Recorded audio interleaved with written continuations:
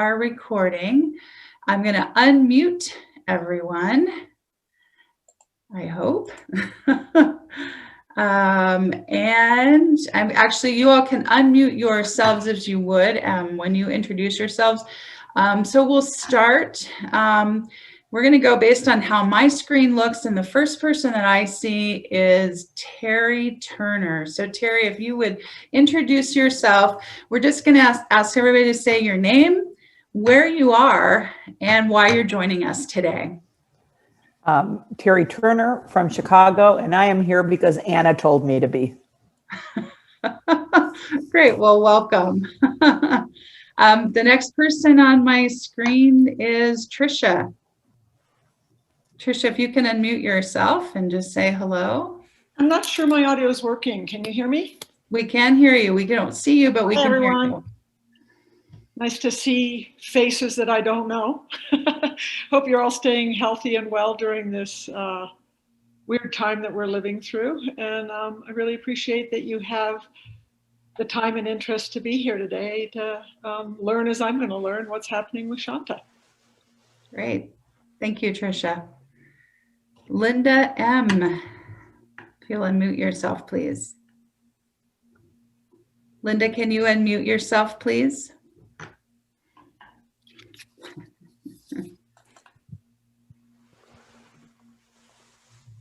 Okay, sorry, I thought I had.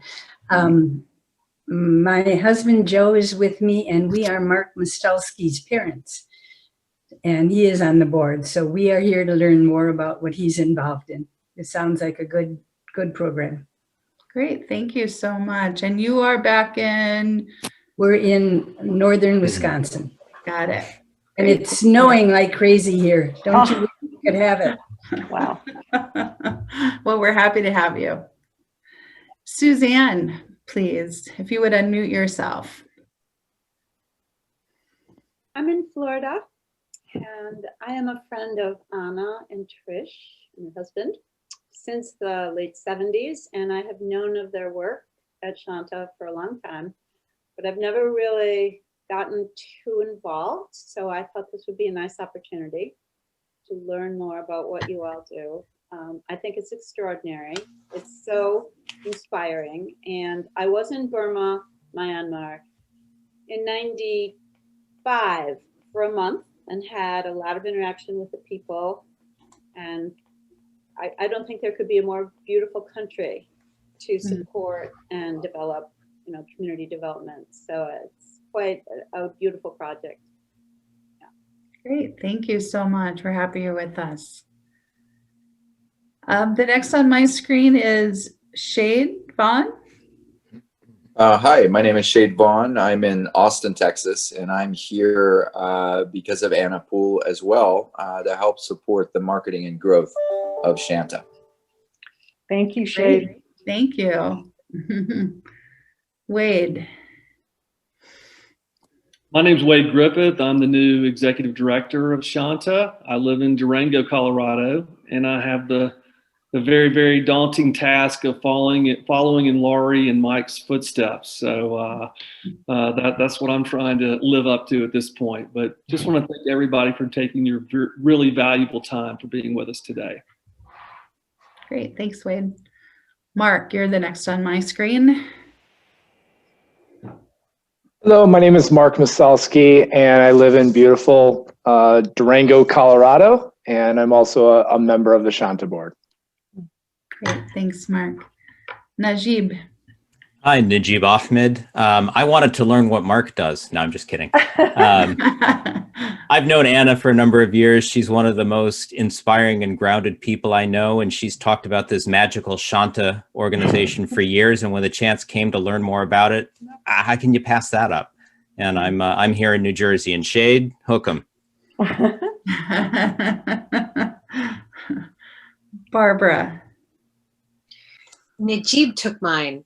I'm Barbara Singer. I'm located in Lakeside Marblehead, Ohio, and I have just watched Anna talk about Shanta over the years, and I know it's something that is close to her heart. She inspires us in so many things that we do, and like Najib, if she thinks it's important, then we need to be here and need to be listening. And so thank you. Great. Thanks for being here. Now we know who to reach out to when we want to do a roast of Anna. Oh, yes. So Jamie, we are introducing ourselves. Welcome to this session. If you could unmute yourself and tell us your name, where you are, and what brought you to this meeting this afternoon. Hi guys. I probably can't talk long because I'm actually at work currently. But I am Zach's partner. So I have kind of been through a lot of his tenure, all of his tenure with Shanta. I've been to Myanmar several times, been in the villages, kind of seen the work you guys do, and it's super incredible. I've met some of you, not all of you, but I've met some of you.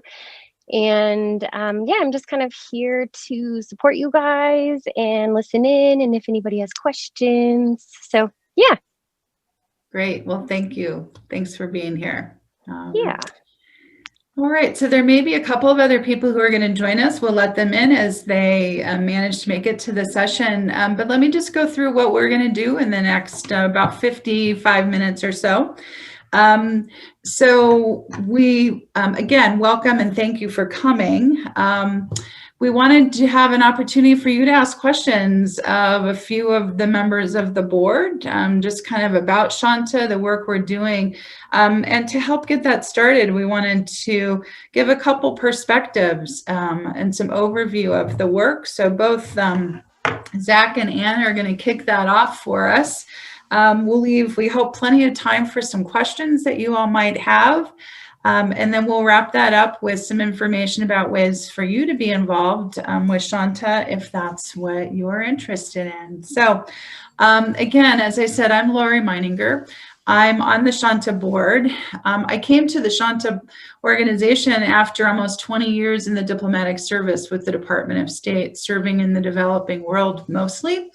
Working on strengthening individuals and communities and supporting democracies and fighting injustice in the world. So that's kind of my background. Was really happy to find an organization like Shanta, much to my surprise, operating out of the little town of Durango, Colorado. So I've been happy to be of service to this organization for about almost 4 years now. So anyway, so that's about me. So I'm going to turn it over to Zach. If you'll unmute yourself, maybe introduce yourself, and then we'll let Anna introduce herself. Okay.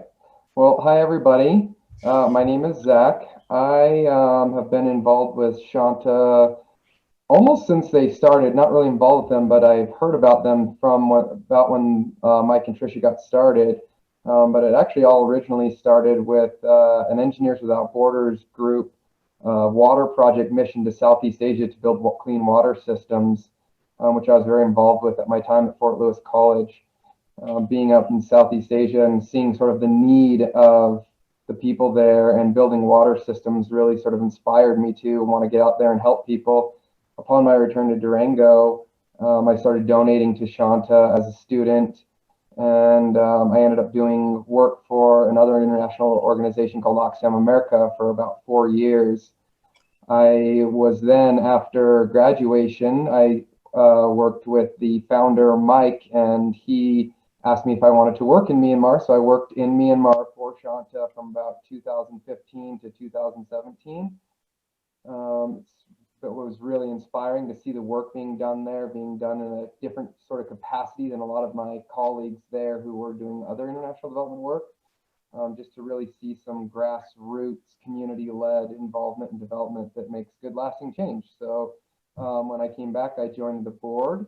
I am now the general manager at Desert Sun Coffee Roasters, and yeah, I serve on the board. So. Great. Thanks, Zach. Thanks. Anna. Wow. First, thank you all for being here. It's very exciting to see your faces. I want to acknowledge we have Tricia Carfrin on the call with us today, who is a co-founder of Shanta. So Tricia, thank you for joining us. I I think I want to start with a brief why we are here, because I think this is so important. I know I'm still an amateur in international development. I'm always learning things, but I want to read you just a little bit of research and predictions about extreme poverty that I think are very compelling. So according to the United Nations, about 10% of the world population is living in extreme poverty right now, struggling to fulfill the most basic needs of food, health, education, and access to water. They predict further that more than 160 million children are at risk of continuing to live in extreme poverty by 2030. And while there's research showing some reduction in extreme poverty, the World Bank currently estimates that COVID-19 will push anywhere from 70 to 100 million more people into extreme poverty, as measured at the international poverty line, which is about less than $2 a day. So, to me, I think to all of this is really compelling information, right? But further, there's also challenges in the way that development work is being done, shown by ongoing difficulties of creating sustainable impacts that lead to long-term systemic elimination of extreme poverty. And in too many cases, the investments made don't lead to the results that are most needed by those being helped. This is a finding supported by Nobel Prize winner and author of Poor Economics, Banerjee and Duflo, who state that there is a need for a radical rethinking of the ways to fight poverty. So that's my intro into why I got involved with Shanta. Mike and Trish, the co-founders, asked me to start facilitating the annual board retreats about 12 years ago or 11 years ago. And every year I would get this day-long immersion into Shanta's world.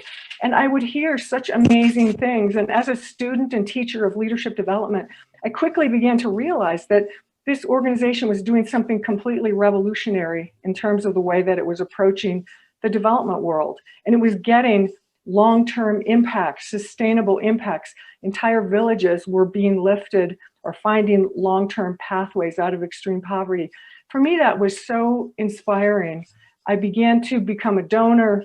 Mike started asking me to join the board, and once our kids finally got to college, I did join the board. I've been on the board for probably 5 or 6 years now, and I'm currently the board chair.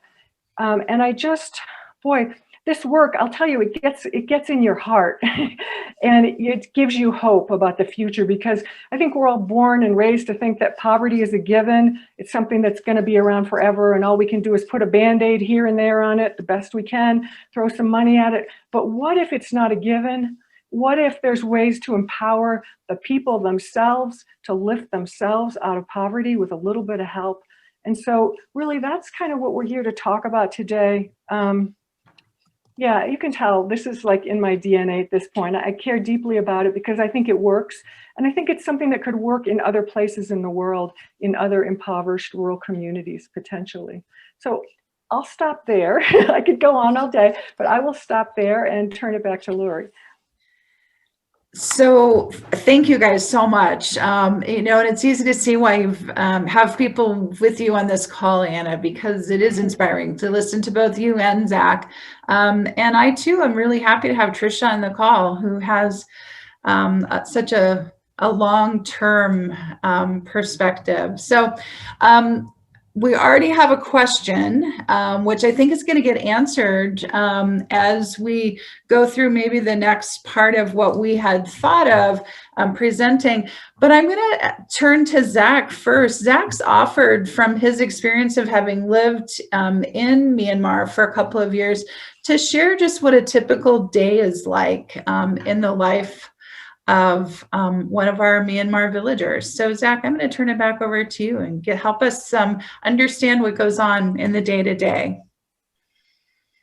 All right, well, thanks, Laurie. I think that the first place, I was talking last night with Jamie about this, and, the first thing that comes to mind is, when we start thinking about international poverty and, we find ourselves often very distanced from what it actually is. And for me, it was, one of the easy comparisons was just thinking about, a lack of infrastructure. And just saying that doesn't always paint the picture. I think that the one thing that really stood out for me is to get to some of these places where people are living is down a dirt road. And we think of that maybe in a rural area in our country. But this is you're going down a dirt road for miles and miles, and these dirt roads are not even maintained at the level we maintain dirt roads, and can be, in some cases, unpassable during a rainy season.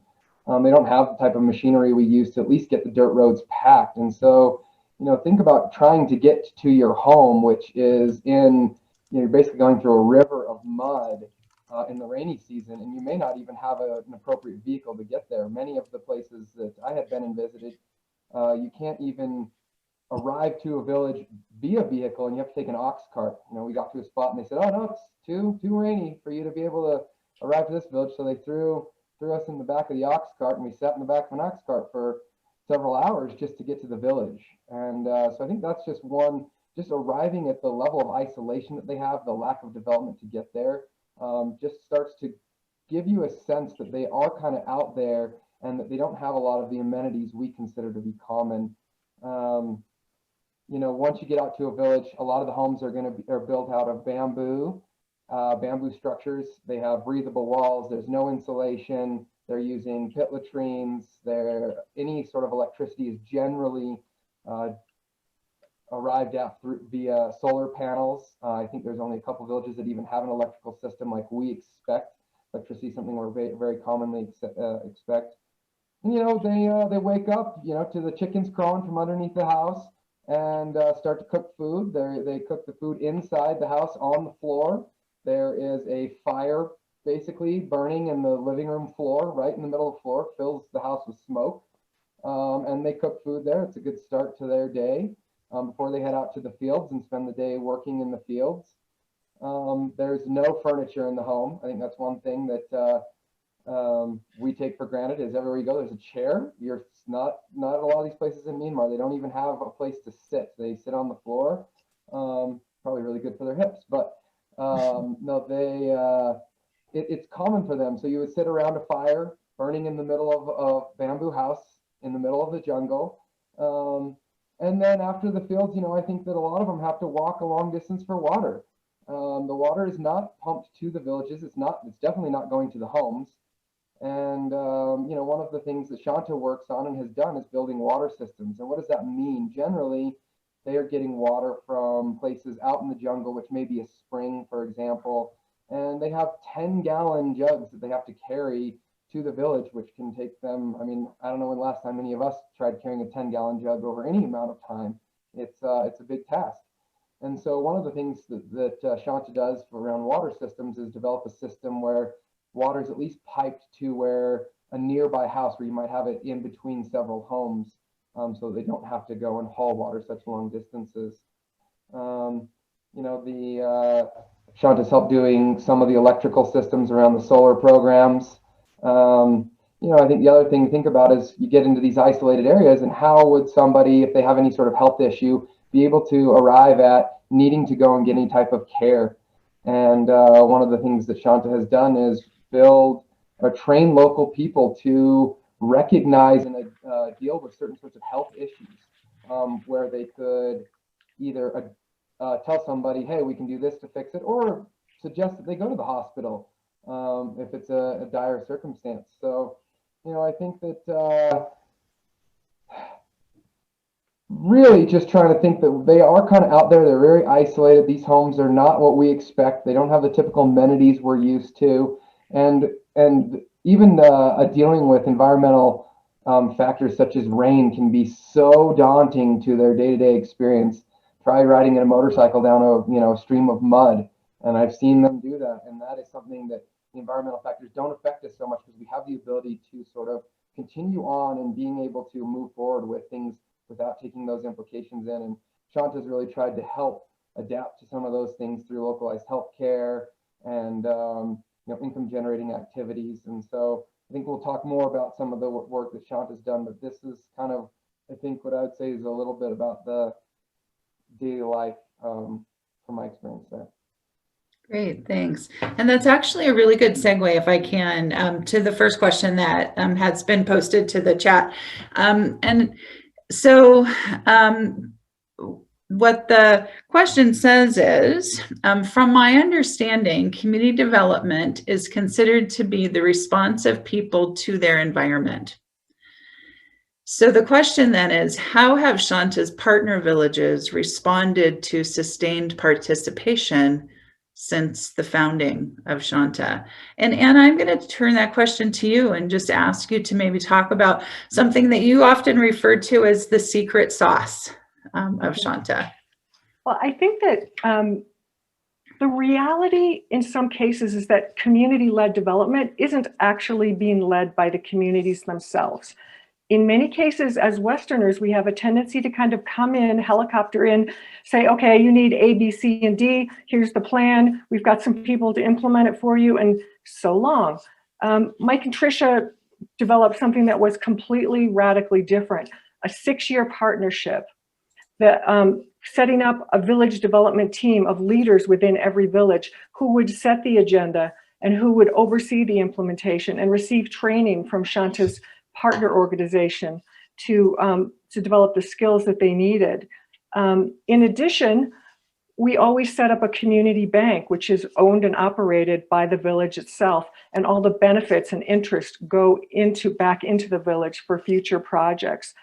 And so this idea of this long-term partnership, the community bank, leadership development, and I also will add, the only counterculture thing that Shanta does is to empower women.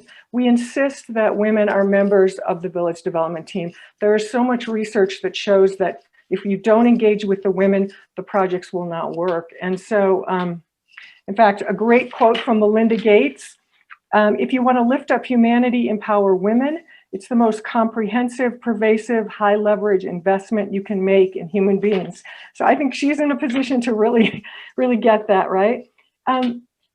And so that, like I said, that's the only counterculture thing that we do. Quick story, in the early days when Mike and Trish went in to launch a village, everyone came in and sat down, and the women, as traditionally is done, all sat in the back, the men in the front. And so Mike and Tricia walked to the side and said, okay, everybody turn and face this way. And so all of a sudden, the women went from being in the back of the room, which kind of implies, you know, not engaged or involved, to being equal members. And so these are just important principles. Now, I have no idea if I actually answered that question, but those are some of the thoughts that came to me. So I'm going to press a little bit on that, because I think part of what was being asked was, so maybe just share a little bit, either Anna and or Zach, about, you know, just how does the partnership transform a community? So the example that you just gave about, you know, changing the role of women certainly is part of that, but longer term, you know, Shanta's partnerships are 6 years. That's a lot of opportunity for relationship development, for leadership development, for capacity development. But how does that transform, or does it transform a community over time? Zach, I'll give you a second.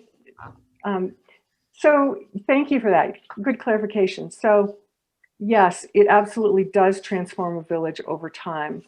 And it is about relationships. Beyond just, you know, infrastructure projects or training, what's happening is that people are starting to have hope. Okay, now this might sound like kind of a mushy thing, like, okay, so they're having hope, but you have to understand that the people of Myanmar have survived under an abusive government for over 60 years, a government that neglected them profoundly. And so you really have to realize that they've trained themselves not to have hope, not to tell their children to have hope, because there simply wasn't, right? There wasn't a reason to have hope. And so equal to the actual development of, and the, you know, infrastructure and all of the practical things that we do, is the development of capacity, the development of hope, the development of agency, the ability to project manage a water project, the ability to collect money for the community bank, the ability to give feedback to someone who needs to, you know, make their donation to the bank. I mean, all of these life skills that we kind of take for granted are not things that they've had experience with. And as they gain them, there is this profound transformation at the individual level, at the family level, and at the community level that starts to just, you know, push up into real long-term impact. I hope that was clearer. Yeah. And Zach, I'm going to ask you to talk about there's a subtle transformation that takes place with the staff on the ground in Myanmar as well. So I think all of you are, I'm assuming most of you on this call know that we here in Durango are not the people on the ground putting these projects into place and this work into place. And this is also part of the brilliance, I think, of Mike and Trisha's original design. There is a co-founder in Myanmar, Nene, who has been with Shanta since the beginning, who herself has, I think, evolved, grown from being a person who got hired as a medical doctor to translate in a health clinic, and now has been a regional director for our programming. And Zach, you've worked with the staff there, and maybe just paint a little bit of a picture of just the evolution that you've seen of the organization in Myanmar and how it's growing, and how the staff itself is growing. Yeah, I think that part of the answer to that is kind of piggybacking on what Anna was saying around developing hope in people. And I think one of the things that when you come from a military regime such as they have in Myanmar, there's not a lot of examples or conversation around what it means to sit around and talk about how you might better yourselves. And so that's one of the ideas that goes from the village and the staff as well, around creating sort of an autonomy and democracy where you can sit down with ideas and you can have a discussion with your peers, your neighbors, that says, hey, this is the kind of thing that we think is going to better ourselves and our community, and then finding the tools to be able to actually implement those things.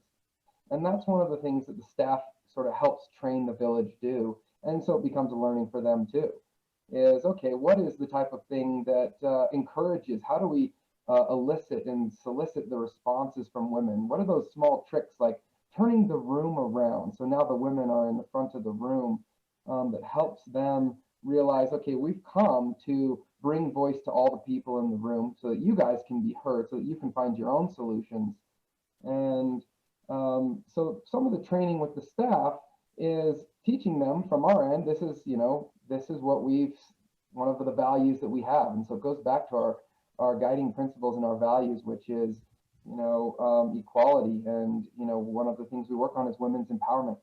And so the staff themselves have worked hard to try to find those clever ways to bring the community together, to develop a leadership team in the villages that consists of women, that sort of tries to represent the poorest of the poor in a community, as well as get women representatives in the development teams within a village.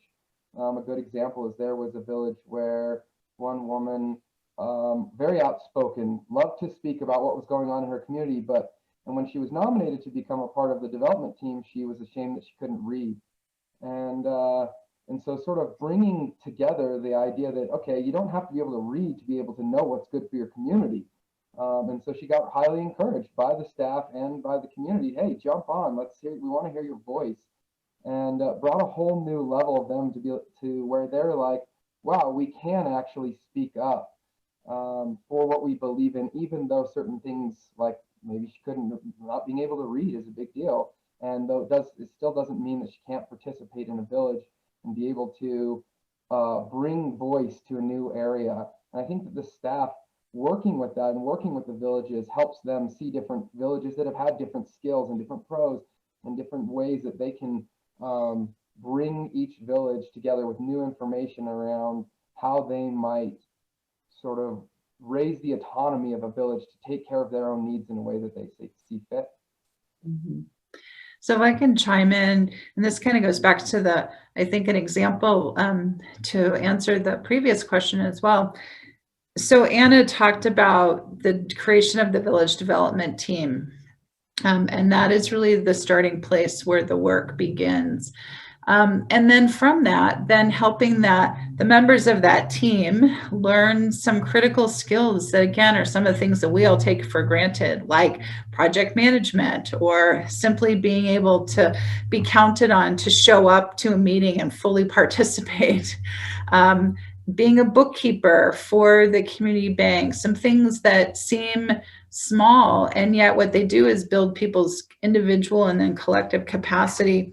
So one of the villages sits in a coal-rich region of the country, and a parastatal, so a partnership between the government of Myanmar and private enterprise, started digging a coal mine within a few miles of the village. And there's lots of repercussions from that. They brought in labor not from the village, they brought in labor from another country.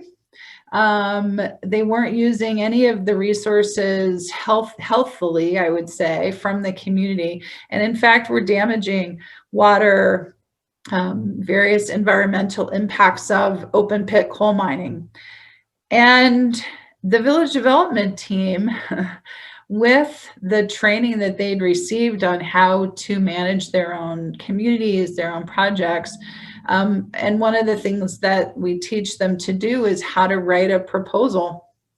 And they actually wrote a proposal to the coal mine, to the regional government, and asked for a very, very small amount of compensation for their community to help with some of the negative effects of the mine. They wrote that on their own. They advocated for themselves with that. And you can, imagine it's kind of like a neighborhood of about 500 people taking on the national government. And they did that all on their own. They asked for some feedback from our staff in Myanmar on that proposal.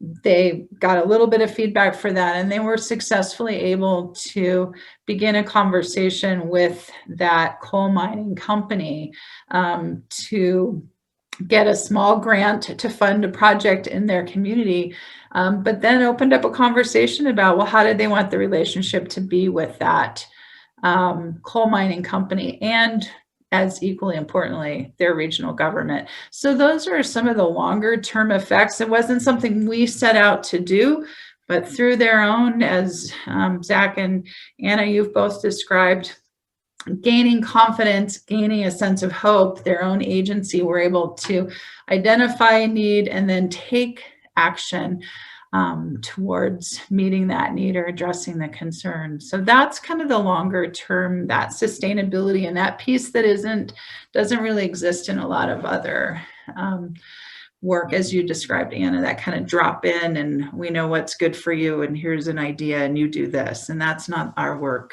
at all. We're happy to take other questions. There is another question in the chat. And so I'll go to the next question, but please, if you have a question, raise your hand. We're happy to take them live. Or if you want to put them in the chat, we're happy to do that as well. So this next question is, has the success of Shanta's support mechanisms and establishment of systems with partner villages attracted attention of interested philanthropists? That's such a great question. I would say yes, and we certainly have some wonderful philanthropic partners. And I'll just, sidebar here, $120,000 funds a village partnership for 6 years. If you think about that, that's a staggeringly small amount of money to transform an entire village. So I just dropped that in for your thinking about, like, wow, this is incredibly efficient work. But yeah, I think, so the answer is yes, and the and is, the more we do the work, the more we see the need, right? I mean, I think that's just the nature of being in this space. The more villages that get lifted up or lift themselves up, the more we see other villages in Myanmar, undoubtedly in Southeast Asia, potentially further around the world. And so I think the need is, I'm just sort of getting my head around this as board chair, is that there's constantly going to be a need for getting the message out there, for sharing the story, and for inspiring people to step forward and want to own some piece of the work. So I hope, let me know if there's more on that, but yeah. Well, I would add a couple things. Shanta is in the third year of a 5-year grant agreement with something called Vibrant Village Foundation, which is based here in the United States. And that grant is permitting or enabling Shanta to expand to a different part of the country, to do some scale up implementation, to test the model, if you will, to see how it works in other parts of the country, which is a step towards seeing how to replicate the model in other parts of the world. And because of the stellar reputation that our work has on the ground, we actually are currently in a partnership with the Swiss government. So with the Swiss aid, which is the Swiss government version of the US Agency for International Development. And we're in a 3-year project with them to work on growing agricultural networks, if you will. Zach described the isolation of these communities and how truly people still are traveling by ox cart and water buffaloes, and how do you link a community of a few hundred people with the food chains that they need to both procure from and sell to, for example. And so the 3-year project with Swiss Aid is helping us help villagers create their own networks, whether it's linking them up with coffee buyers or pig sellers and buyers, or market crops. And so, yes, the work is coming to the attention of others, and not because it's a flash in the pan, but it's that steady influx of and commitment to a community's own development over time. So thanks for that question. I really appreciate that. Zach, do you want to add anything else, or Wade, do you want to add anything else? One thing that I encountered living in Myanmar was, certainly a lot of the people I interacted with were a lot of other foreigners from other international development organizations. And nearly all of them, when I explained how Shanta's model worked, were utterly shocked. And they continually, the same thing I heard from each development organization I encountered was, we're doing the work that they wish they could do.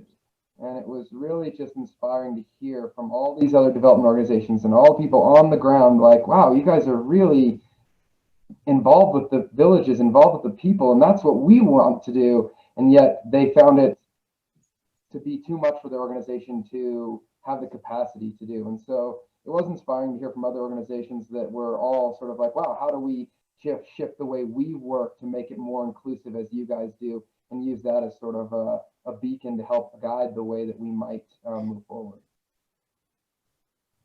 Thanks. And so there's a couple questions that I think are also really will be good to talk about in terms of just kind of the practicalities of how some of the work's done. So there's a series of questions. How do we seed the community bank? What's the composition of the development team? How do we help villages with priority setting and so on? So Anna, you want to talk about that? Well, Lori, why don't you speak to the community bank one, since you've done that personally or helped with that personally? Sure. One of the things that I say when I talk about Shanta's work is that there's really only 2 things that we, as an outside organization, kind of insist on. One is the creation of a village development team, because that's where that capacity development starts. But the other is the community bank. And the community bank is seeded with funds from Shanta, but those are funds that match funds that are collected from the community itself.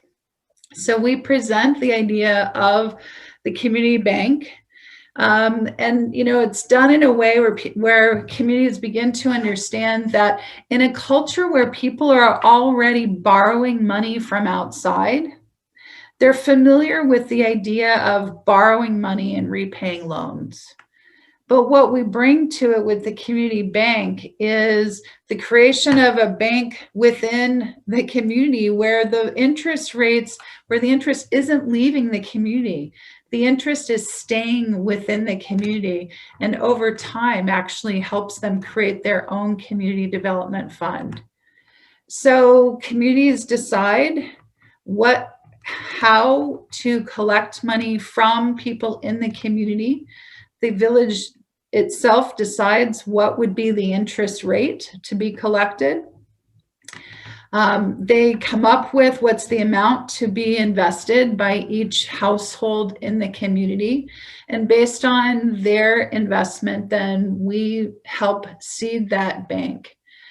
The funds then are collected in a very transparent way where people literally show up in a meeting with their contribution, their few dollars worth of contribution from their household. There's a thorough accounting of all of that money. And then that money on that very day is loaned out to others in the community. The interest, as I said, is collected with the repayment of the loan amount and is kept in the bank.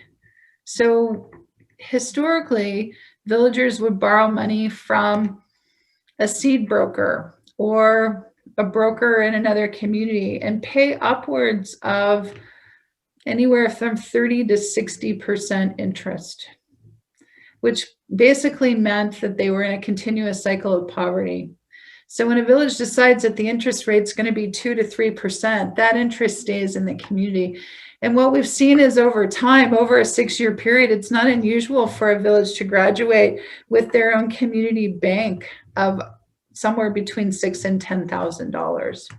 So we seed it with somewhere around $1,000 to $2,000. And then based on the performance of the bank, the community basically will make a second addition to that based on the village contribution in the second year. But that's money that they're generating for themselves. So I think that's part of the real magic of the work, and not because it's generating money, but because it's helping people reinvest in themselves. I would just add that the loan repayment rate in our villages is averages at 99%, which is probably better than most US banks, right? Yeah. So it's a great question. And the village development team, there was a question about that, the composition of that. And again, that's one of those things where we say to a community, we know that this is the model that works, but you are gonna decide who will represent you on this village development team. So the community itself is choosing its own leadership. And then we work with that team over time to help develop their skills in everything from meeting facilitation to taking minutes of the meeting to communicating what they've talked about. And, COVID has posed some interesting challenges for the work. In a culture where people are used to sitting, as Zach described, around a fire for long periods of time and talking things over, decisions now, some of the villages have done these marvelous things where they've taken big sheets of white fabric and put them up on bamboo fences on the main road in a community and given people an opportunity with a pen or paint to vote on something or contribute an idea to a process.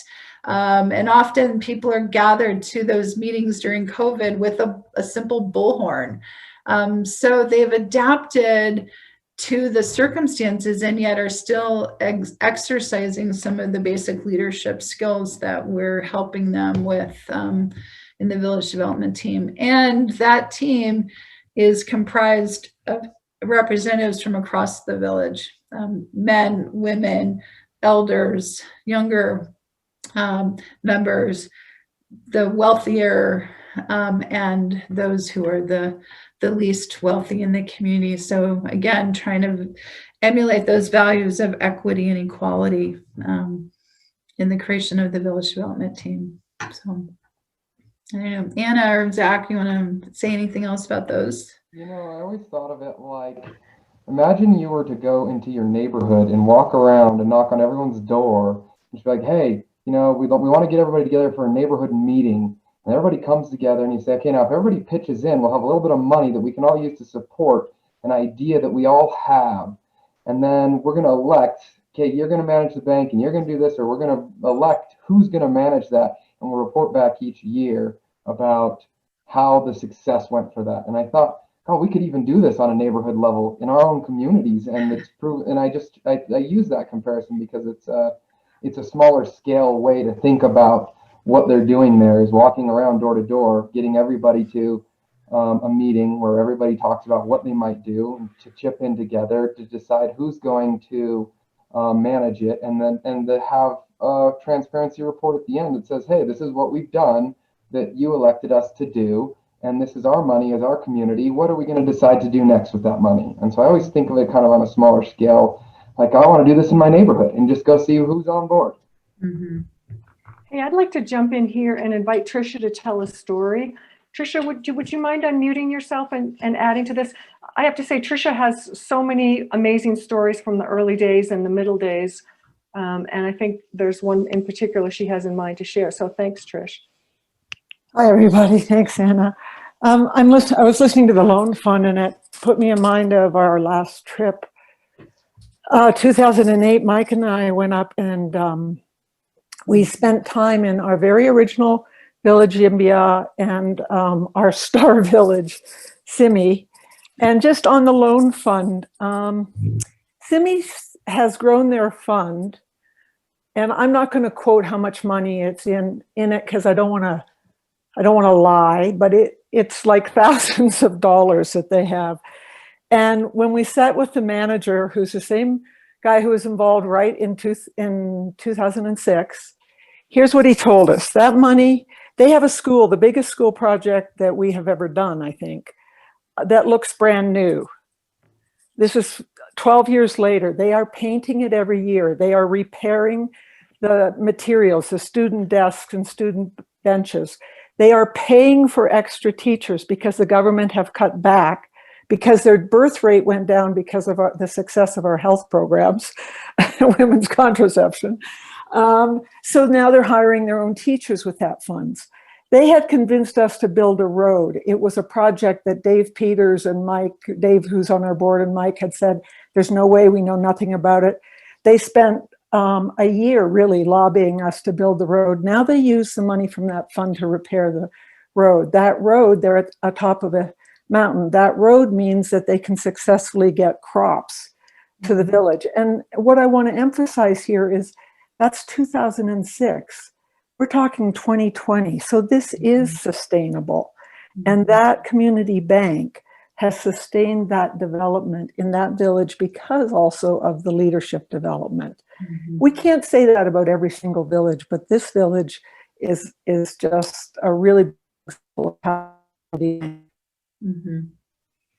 And Tricia, thanks for sharing that story, because it's such a great example of what's possible with the investment of Shanta, and with the community having its own ability to see the possibility of investing in themselves.